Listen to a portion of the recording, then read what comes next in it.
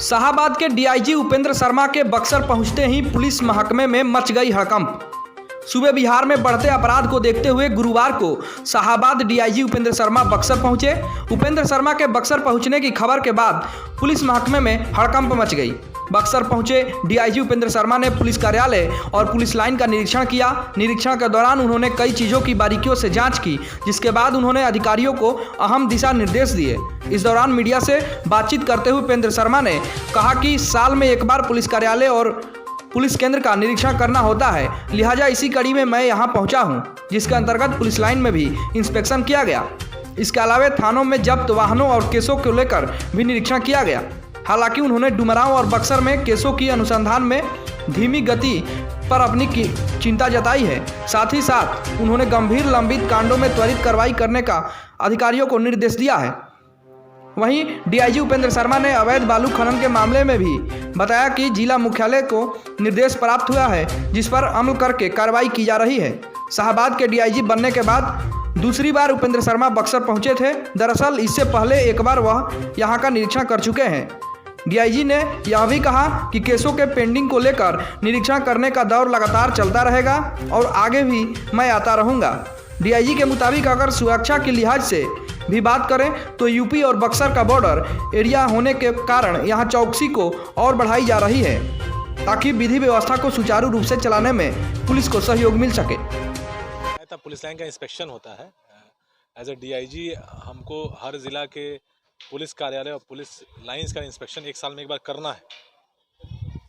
तो उसी कवायद में मैं आया था। तो पुलिस लाइन में हम लोग फर्स्ट हाफ में थे, वहाँ विभिन्न जो शाखाएं थी उसका हम लोग इंस्पेक्शन किए। कैंपस में जो चीज़ें बनने योग्य हैं, जिनमें सुधार की जा सकती है, सिपाहियों के रहने की व्यवस्था क्या है, उपस्कर जो हैं कैसे रखे गए हैं, वाहन की क्या स्थिति है, हर थाने में कितने वाहन हैं, ड्राइवर से क्या स्थिति, ये सब लोगों ने डिटेल किया है।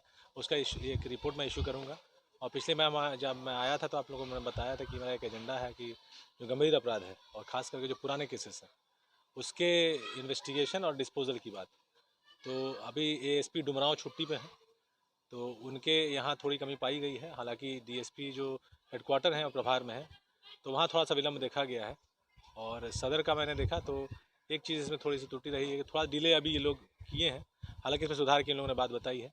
सुपरविजन विद इन 7 डेज हो जाना चाहिए। जघन्य केसेस का, मर्डर का, लूट का, डकैती का, दहेज हत्या का, रेप का, एक्सटॉर्शन का, SC/ST एक्ट का, पुलिस पे पथराव का, और गिरफ्तारी भी हर संभव उसी माह ख़त्म हो जानी चाहिए उस केस की।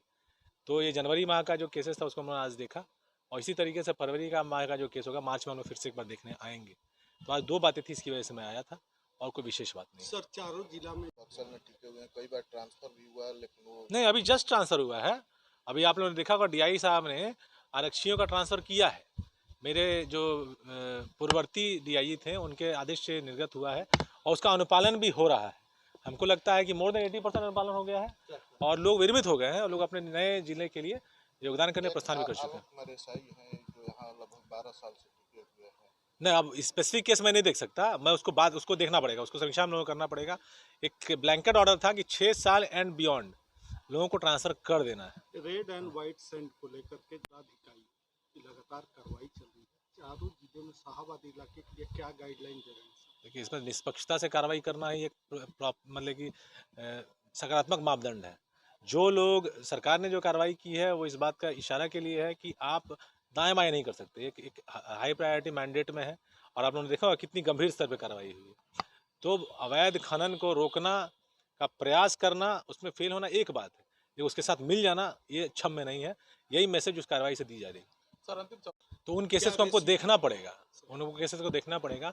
ऑफ द रिकॉर्ड अभी मुझे इस तरह की जानकारी नहीं है कि कितने केसेस यहाँ बक्सर के हैं और कितना भोजपुर के हैं, वो देख के मैं इस पर टिप्पणी कर पाऊँ।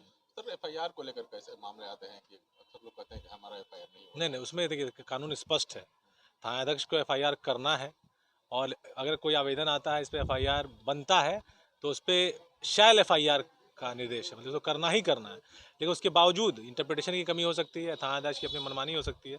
वैसी परिस्थिति में DSP के पास जा सकते हैं, SP के पास जा सकते हैं। तो FIR के लिए 2-3 दरवाजे हैं। ऐसा नहीं है कि FIR एक जगह नहीं हुआ तो उसका रास्ता बंद हो गया। कोर्ट कंप्लेंट का भी एक रास्ता है। हालांकि प्रथम रिस्पॉन्डर थानेदार है, और उसको हर हाल में FIR करना चाहिए। और अगर ऐसा कोई मामला आता है, उसने FIR नहीं किया है और वरीय पदाधिकारी का आदेश FIR होता है, तब उस पर कार्रवाई भी होनी चाहिए। इसमें एडीजी लॉ एंड ऑर्डर साहब का हम लोग को निर्देश भी आया हुआ है, तो बॉर्डर्स पे हम लोग की सेंसिटिविटी तो हम लोग की बढ़ी जाती है, और हम लोग का ऐसे भी चुनाव के परिप्रेक्ष्य पे ना रहते हुए भी हम लोग का चूंकि प्रोहिबिशन स्टेट में लागू है, तो ऐसे भी हम लोग का बॉर्डर बाकी स्टेट्स के बॉर्डर से ज़्यादा सेंसिटिव है, उसको हम लोग हमेशा मैन करते रहते हैं।